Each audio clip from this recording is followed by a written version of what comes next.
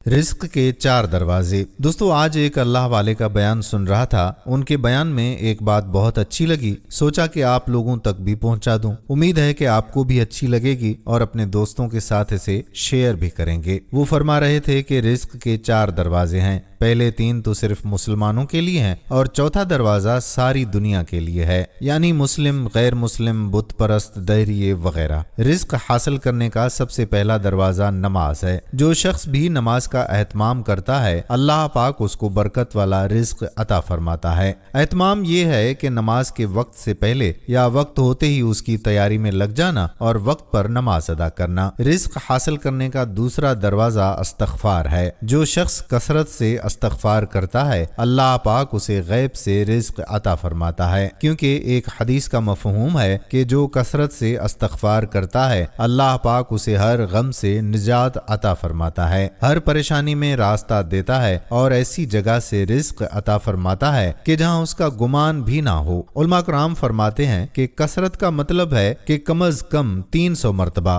तो जो रोजाना 300 से ज्यादा मरतबा इस्तग़फ़ार करेगा, इंशाअल्लाह उसे बेहतरीन रिस्क मिलेगा। रिस्क हासिल करने का तीसरा दरवाजा तक़वा है। तक़वा के मानी गुनाहों से बचना है। याद रहे कि मुसलमान के जिम्मे हर नेकी करना नहीं है, लेकिन हर गुनाह से बचना हर मुसलमान के लिए लाजिम है। जो हर गुनाह से बचता है वो अल्लाह के यहाँ मुत्तकी कहलाता है। उसका आसान तरीका ये है कि हम हर काम करने से पहले ये देख लें कि इस काम से अल्लाह और अल्लाह के रसूल सल्लल्लाहु अलैहि वसल्लम ने मना तो नहीं फरमाया। अगर मना फरमाया है तो हम रुक जाएं। तो जो तक़वा इख्तियार करेगा, अल्लाह पाक उसे बगैर मेहनत के रिस्क अता फरमाएगा। जो अल्लाह का हो जाता है तो फिर अल्लाह अपने बंदों को उसकी खिदमत पर मामूर फरमा देता है। रिस्क हासिल करने का चौथा दरवाजा ज़रिए मुआश इख्तियार करना है, और ये दरवाजा सबके लिए है। कोई काफर हो या मुस्लिम, बुतों को पूजने वाला हो या आतिश परस्त, अगर वो मुआश का कोई जरिया इख्तियार करेगा तो अल्लाह उसे रिस्क अता फरमाएगा।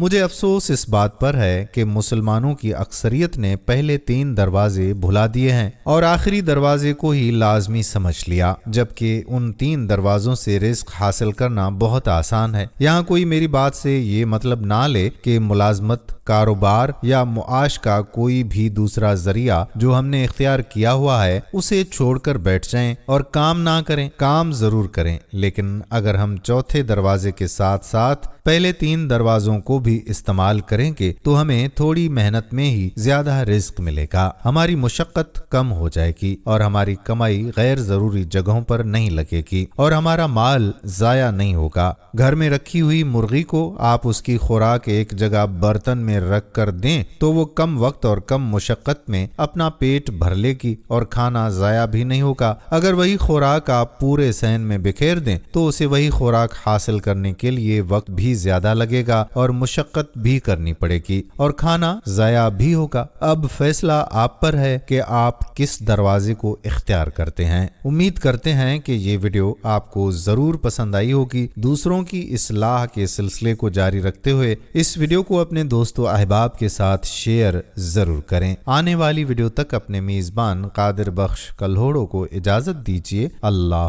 हाफिज।